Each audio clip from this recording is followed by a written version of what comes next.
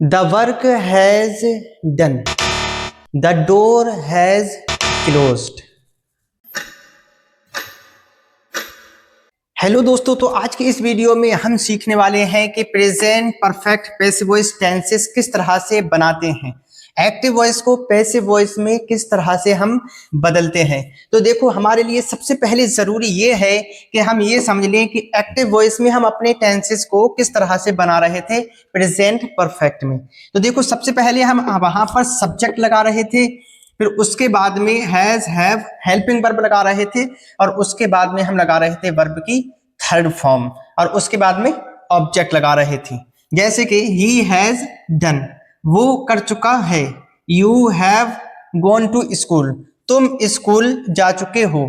अब इन टेंसेस को हम पैसिव वॉइस में किस तरह से बदलते हैं, तो देखो यहां पर हम सबसे पहले किसको रख रहे थे, सब्जेक्ट को रख रहे थे, क्योंकि हमारा जो मेन फोकस था वो सब्जेक्ट पर था। लेकिन पैसिव वॉइस में हमारा जो मेन फोकस रहता है वो ऑब्जेक्ट पर होता है। इसी वजह से हम यहाँ पर ऑब्जेक्ट को पहले रखते हैं, फिर उसके बाद में हम हेल्पिंग वर्ब रखते हैं हैज और हैव, जो कि परफेक्ट की पहचान है। अब ये हैज और हैव ये चाहते हैं कि हमारे साथ तो हमें वर्ब की थर्ड फॉर्म चाहिए, तो फिर इनकी डिमांड पूरी करने के लिए हमें बी की मदद से बीन यहाँ पर रखना पड़ेगा, जो उसकी थर्ड फॉर्म है, क्योंकि वो तो मदद के ही लिए बना है, तो उसको हम यहाँ पर रखते हैं।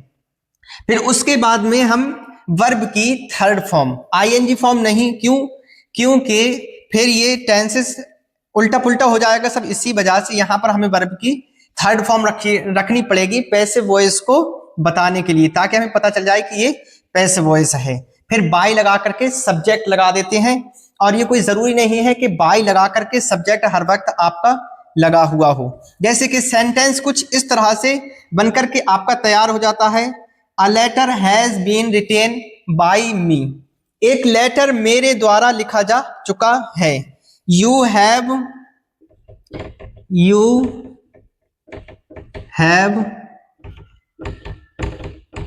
बीन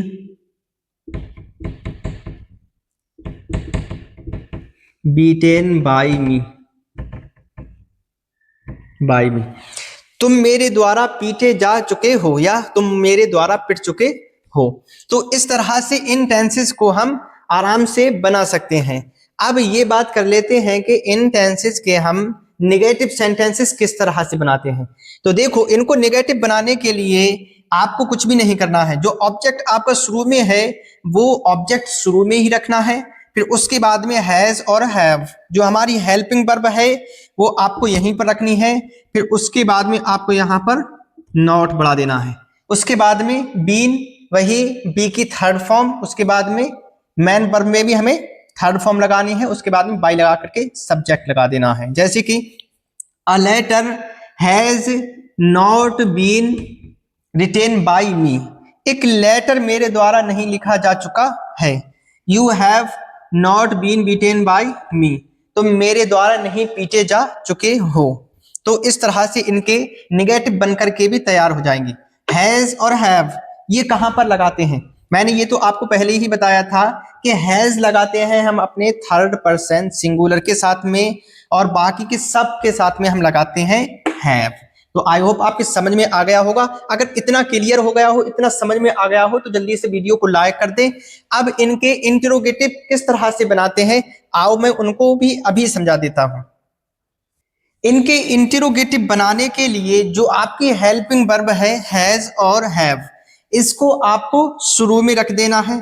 फिर उसके बाद में जो हमारा ऑब्जेक्ट है उसको रख देना है, फिर उसके बाद में बीन, फिर उसके बाद में वर्ब की थर्ड फॉर्म, और बाय लगा करके सब्जेक्ट लगाते हैं।